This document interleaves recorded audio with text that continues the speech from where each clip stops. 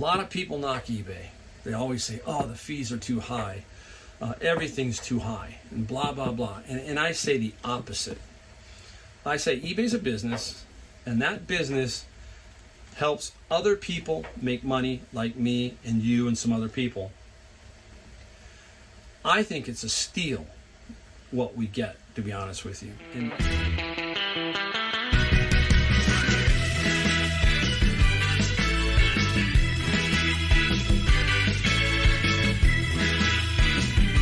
Golden State Picker Mike. I'm in the garage. I was gonna do this video at the computer because you'll see why.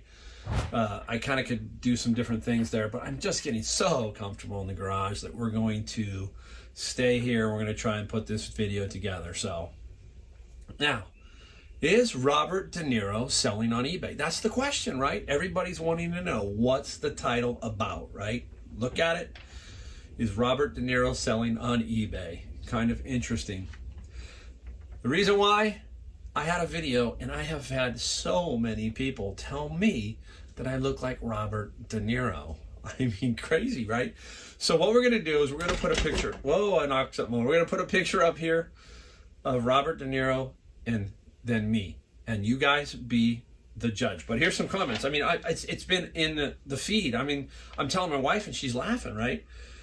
So Cindia, Robert De Niro selling.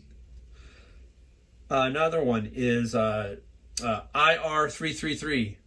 Did anyone tell you that you look like Robert De Niro? I mean, this has been going on and on. So, all right, I'm baffled. I really thought of Robert De Niro as like the Godfather, and anyhow, the Raging Bull, those kind of things. The younger Robert De Niro, but then I remember he's in like the Meet the Fockers, all that kind of stuff. So, you know, older. I don't know if it's taken for a compliment or what, but anyhow, here comes the photo, okay? We're going to put Robert De Niro right here and me right here, and you tell me, do I look like Robert De Niro? All right, that's enough time. There you go. Do I look like Robert De Niro?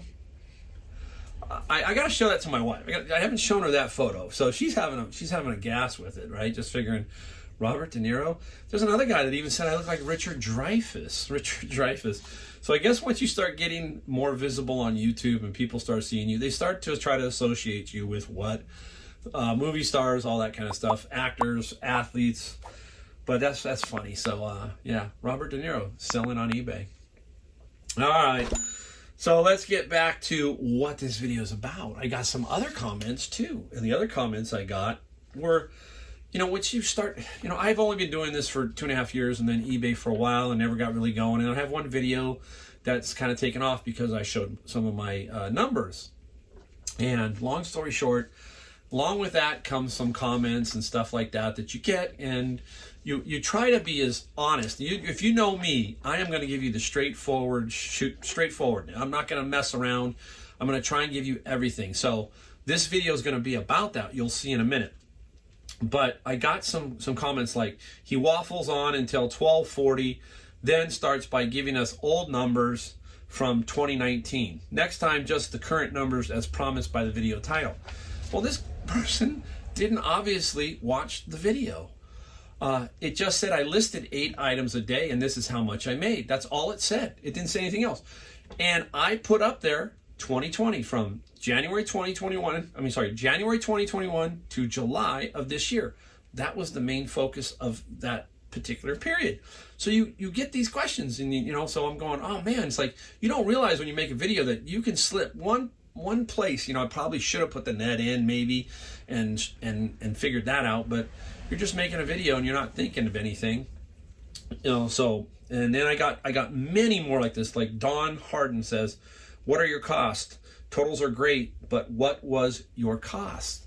So everybody kind of wants to know what my costs are. There's a lot of that going on because, you know, you can throw up a number, stick it on the wall, and then let everybody just look at it, right? And everybody goes, okay, great, but what's the bottom line? So that's what this video is going to be about. We're going to take that 7-month period and we're going to break it down a little bit more, try to help you understand what the fees are, maybe what your taxes would be, some different aspects of things. We're gonna do that here. We're gonna try and show you what I'm doing here in this valley. So this is the This is the point where I'm going to give you the caveat. Please remember one thing, that I am in Silicon Valley, California, which is a very wealthy area. So I make quite a bit of, I find quite a bit is what I should say. I find quite a bit of good stuff here. I have every thrift store imaginable. I have Goodwill, Savers, Salvation Army, and Independence. So I have quite a few. And I know a lot of you are out in the rural areas and you don't have the access to what I have. So we've got to keep that in mind. But the principles are still the same, period. No matter where you're at. You can take the medium income from, let's say, Alabama, and the medium income from California, and you just kind of correlate them, and you try to figure out, can I make that medium income in Alabama, whereas my medium income here is much higher. So keep those things in mind. I know all you guys are really, really hard workers, and it's not easy. So, I just want to give you a little bit of inspiration, a little bit of boost. That's what this channel is about. It's always going to be about that, trying somehow to get you some help. All right. We've gotten a little bit off there, but let's take a look at the numbers. I'm going to kind of put them up in this area here just so you can kind of see what I'm talking about. I'm going to be looking at my notes. Kind of got them down, but we'll take a look at them. All right, first we're going to put up the numbers from January 1, 2021 to July 31st, 2021. Now, they were in the last video. It was this bar that you saw up here. That was in the video. So we had a total sales of about $120,000 during that 7-month period on eBay. In a minute, I'm going to put up the Amazon, and we're going to use that too. So we'll show you that. The two middle numbers you see are 6,454 and 31,178. Basically $38,000 in eBay cost, fees, and shipping. That number, put them all together, is basically everything. So eBay does it all for you. Does the sales tax, does the fees, does the shipping now. Because I'm on managed payments, I'm no longer on PayPal. eBay takes care of everything for me. So if you take 120,000 minus the 38, you end up with 82,000 net eBay sales. That's the sales. From there, we have to get my cost of goods out of that number. So, making it really simple, give you an idea. Last year I did 25,000 cost of goods in 2020. So last year I did 25,000.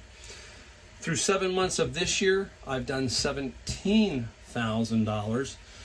That's a little low. It's about $1,500 low because in most of July I was not outsourcing a lot due to the fact that my grandkids were here and I was getting ready to go on vacation to go see them. So it was about a 7-week period plus my backyard. That was all being torn up. So that would have been about $18,500, but my sales probably would have been up too. So $17,000 through 7 months on that particular number. So if we take 17,000 away from 82,000, we come up with $65,000 net sales on eBay, and we have not done our personal income tax, that kind of thing. So we're at 65,000 net sales. Here's another way to look at it. Basically, if we are looking for an expense ratio, because people want to know, okay, hey, what is it compared to what you sold? If you take the net sales, which were 82,000, okay, and you divide that 17,000 into that, you get the percentage. The percentage is 20%, and that's the expense ratio, 20%. So basically 20% is pretty good. If you can get 50%, that's good, but 20% is really, really good. So that's a good solid number, 20% on the ratio there. Next, we are going to then add in, so I'll put it right here, Amazon. So I'm going to show you Amazon. We did about $41,000 for the first 7 months on Amazon. I want to say that 95% of that is books at this point. 95% is books. Now, Amazon is a bit trickier. I'm not as familiar with their interface halfway through the year. It's kind of crazy. So I have to, basically, I'm just going to cut that in half. I'm going to go 20,000 just as a number. And you take the $20,000, so 41, and then take away 21 and leave me with 20. More than a fair number, 20,000. And we add that to eBay's net sales of 65. I have a total of $85,000 in net sales. That means that's after everything, the fees, the book charges, everything like that are done. There it is. So 85,000. If you divide it out, 7 months into the 85,000, basically comes out to $12,000 a month. And we have to pay tax on that 85,000 or the 12,000 a month, however you want to look at it. So now, when it comes to taxes, it's kind of an interesting thing. Anybody can look up the charts. This is where, if you're opening up an eBay business or you're doing something, you kind of can get a feel for it. So I will tell you, because this part I won't show just yet, my personal, what I paid, that kind of thing. That's kind of personal because I do have my wife's on there. It's a little trickier. But it's the portion for eBay, which was mostly last year eBay.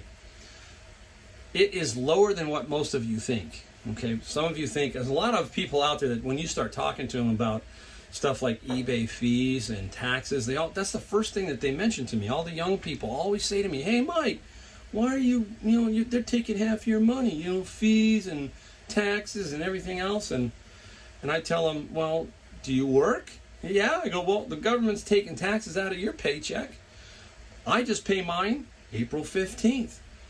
Now, what I mean by that to them is, if you think about it, I get to write my car off every day. So I drive my mileage, I get to write that off. Now, when you drive to work, do you get to write that off? Probably not. Some do, but not many get to write off their car mileage. I do. Okay? I can write off this garage if I chose to. Now, I did not write off this garage. Now, some people are going to go, "Well, that's kind of dumb. You didn't do that." No. There's two things I don't want. I don't want the IRS ever coming to see me. And when you start to have to break out a part of a house tax-wise, it gets to be a tricky, tricky thing. And I just prefer to just, hey, here's my numbers, here's this. I take some deductions, maybe like a cell phone, something like that, minor. This thing here gets complicated. Now, the shed in the back, not positive how we're going to do that this year. We'll let you know how we do with the shed. If the shed becomes kind of a YouTube studio setup, we probably will write that off. But we will have to wait and see. But it gets back to this again. A lot of people knock eBay. They always say, "Oh, the fees are too high. Everything's too high," and blah, blah, blah. And I say the opposite. I say eBay's a business, and that business helps other people make money, like me and you and some other people. I think it's a steal what we get, to be honest with you. And one major area is critical to us, and that's sales tax. Before, out-of-state sales tax you didn't have to collect. Now you have to collect. Almost every state. I think it's almost every state. Take it from me. I used to have a retail store. I gotta fly. You do not want to get involved with the state franchise tax board. It's not good. I had one run-in with them, and it wasn't my fault. It's my fault. I was just dumb to it, and I'll explain in a second. But eBay pays the sales tax for each state for you. If you sell something in Minnesota, they have to transfer that money to Minnesota. They have to fill out some kind of form. Now imagine if we had to do that. If you had to do all 50 states. See what I'm saying? Now those fees aren't looking so bad, right? They take care of all that stuff. Now imagine this. You had to ship every item yourself without eBay. You have to go down to the post office, stand in line, go down to FedEx, and then that, and then that. What a real pain that would be, right? So, see what I mean? It's like, this is the kind of thing that drives me crazy with people. It's like, wait a minute. You're screaming about the fees, but the fees pay for discounted shipping, all of the paperwork that they do, all of the back end that they do. More than great. Now, I'm not trying to just knock it. I'm trying to be honest here, straightforward. This is why I think you got to start an eBay business, because they do everything for you. There's not much more paperwork after this, guys. What else is there? Not a whole lot. You keep your receipts. I'll show you my. I'll put up one of my months. I think July. I'll show you how I just put it into a simple spreadsheet. Every receipt. Maybe I do it every 7 days, or maybe I do it that night. I punch it in. Boom, boom, boom, boom, boom. At the end of the year, I had all the receipts are in the spreadsheet. It's pretty straightforward. Mileage. You keep your mileage. That's probably the hardest thing, is to keep your mileage. So there's really no excuse to sit there and kind of rip eBay. Yeah, there's some things that eBay does that annoys me, but there's some things that Amazon does that really annoy me, and that's even worse. Amazon's even worse. As far as I'm concerned, I love Amazon, but they got more problems than eBay got. That's the way I look at it. You know, the other platforms, Macari and them, they charge fees, but they don't have the power of the Amazon and eBay. Amazon and eBay are the players, period, period, period. They know how to drive traffic to each of their sites so that we can make money. I dabble in Macari. I don't do Etsy. I don't do Poshmark. I don't do any of those. And it's just because I can't do 5, 6, 7, 8 platforms. I have to choose what they are. That's you. You want to spread yourself thin? There's a lot of apps that let you cross post and all that, and pretty soon you're going to be crossed up in the head. So that's my theory. You're going to be crossed up in the head. So you get me going, right? Some people say, oh, there he goes, blathering. Well, that's just me. You're going to get me and get the honest me.